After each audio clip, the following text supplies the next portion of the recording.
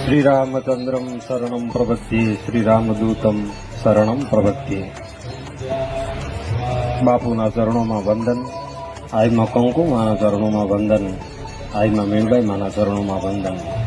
आप सौ पधार्या नेहड़ाना आवकारने मान आपी आप सौना अमे आभारी छीए। जागी मन छोड़ीने समाधि रे ए जीवाला महादेव गवीने भिक्षा मागे रे वैरागी घेरा ए जीवाला महादेव गवीने भिक्षा मागे रे वैरागी घेरा